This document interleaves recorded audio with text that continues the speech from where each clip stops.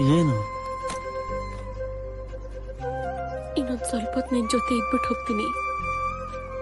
Already ಫ್ಲೈಟ್ಗೆ late ಆಗಿದೆ ಜಾನು. Please Ram.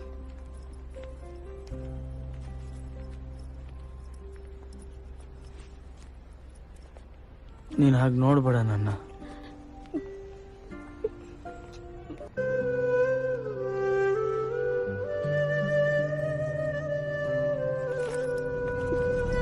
ಎಲ್ಲಿ ಹೋಗ್ತಾ ಇದೆಯಾ? ಒಂದು ನಿಮಿಷ ಬಂದೆ.